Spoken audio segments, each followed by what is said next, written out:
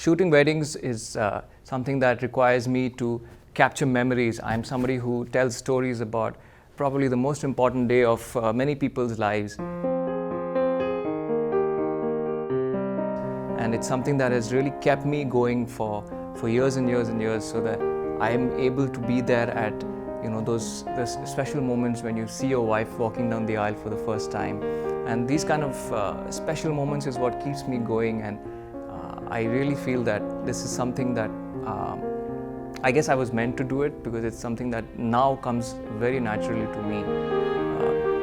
And you really need to think that the service that we are providing to families goes beyond just clicking pictures.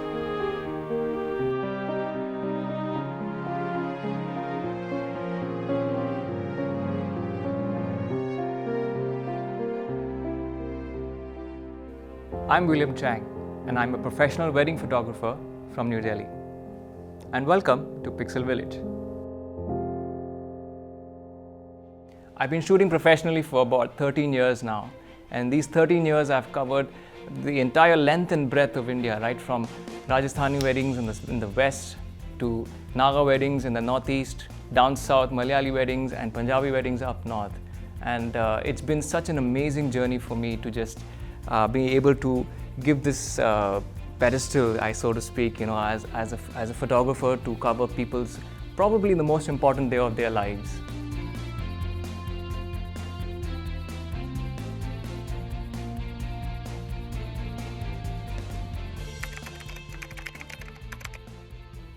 Okay, I have been called a candid wedding photographer a lot, and personally I don't really like that term, or I don't even like the terminology candid photography or a candid photographer.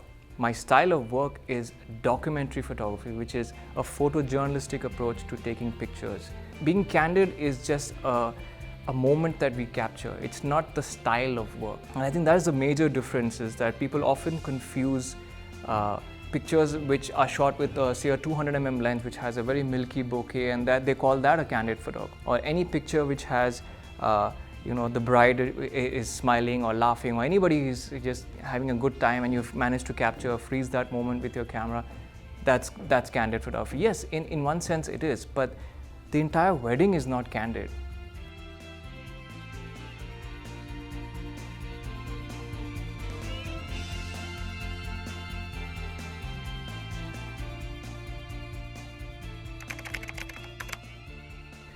In our Indian scenario, you get shooting under all kinds of artificial lights, sometimes disco lights, sometimes in front of a fire where there is no other light, shooting at 2, 3 in the morning.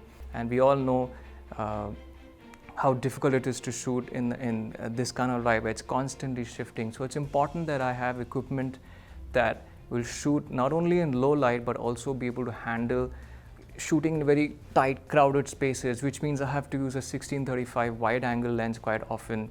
Having equipment that is capable of shooting not only in low light, but also shooting fast, focusing fast, all these things matter a lot to me. And also, I use 2 camera bodies very often, because it's something that ensures that I'm not fumbling with my lenses, trying to switch lenses when action is happening, because we all know weddings, there is no second take.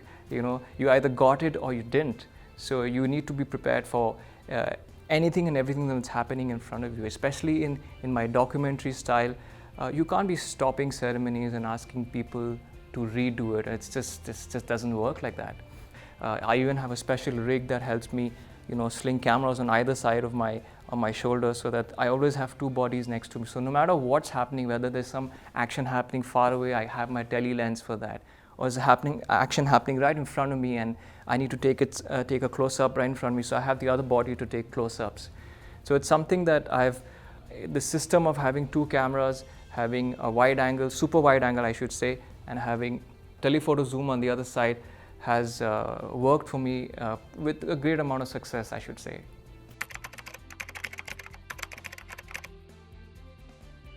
Okay, yeah, of course, there is a reason for it.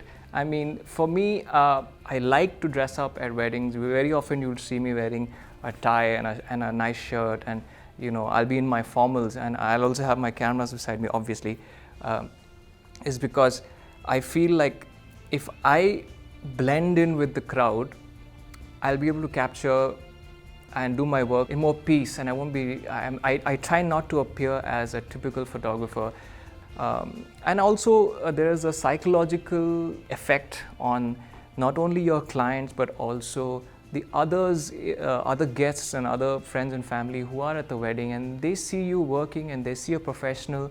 I think it really goes a long way in leaving a good impression, not only for the clients you're already working for, but also maybe future prospects of other clients who may want to hire you for their wedding. I feel that it's an avenue where I can really express myself. That is the main key takeaway for me for weddings. Anybody, anywhere in the world, when they get married, there's so many feelings, so many emotions, so many events happening on the day of the wedding that they all need to be captured. They're all little stories that need to be told.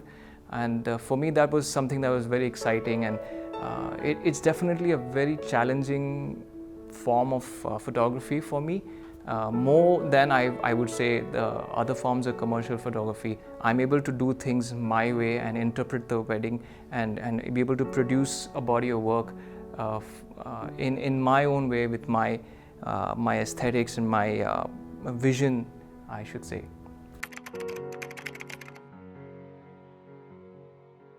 Well, the first one would be know your weddings. What I mean by that is, being in India, we are exposed to, we have 29 states, okay? So there are so many cultures, so many religious groups, so many cultural groups, and they all have their own language, they all have their own tradition, they all have their own meaning. Try to understand what this meaning is for each tradition, for each function that you attend. So it's really important for us to understand why that is being done, and that will really help you capture and tell your story, so to speak. That would be the first one, I guess. Second one, I think, is for me personally, once you're done shooting, you really need to protect your data. What I mean by that is, it's someone's wedding you've just shot. If something were to happen to it, you have nothing left to give to the clients.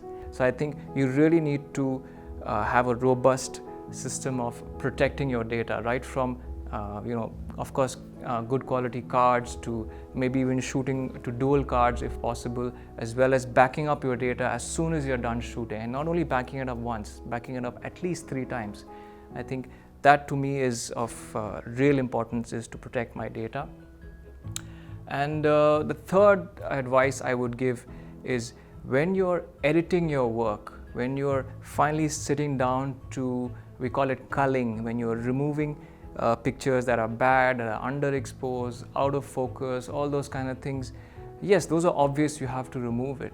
Also, I think as photographers, we tend to get emotional, and we tend to keep certain shots based on our preferences. Yes, that's okay, but also I think it's really, really important that you make the delete key your best friend. Believe me, it's sometimes really hard to do, but you really need to drive in that quality is way, way, way more important than quantity. I mean, the pursuit for perfection is really a choice you have to make. I think it's something that a lot of youngsters maybe find it hard to understand initially, but once you start doing it, you'll understand that, don't give clients pictures that are maybe not up to the mark, So, and how do you know that? I think spend time looking at other photographers' pictures, not just weddings. Look at sports photographers, look at wildlife photographers, look at portrait photographers. What are the things they look for in an image? Apply what you learn there at weddings, and it will really take you a long way. And I think it's also important at the same time to be in the fraternity of other photographers, and senior as well as junior, and share work, look at their work, look what's happening around you, and be up to date with what's happening in photography, whether it's weddings or not, so that the overall development for the individual as an image maker really gets elevated. I really hope that you enjoyed that little snippet into the life of a wedding photographer. And we here at Pixel Village are here to help, and we're here to educate, we're here to promote photography and image making as a whole. And we really hope that for all those of you who are looking or considering wedding photography as a career, that you would tune in and for maybe some future episodes in wedding photography.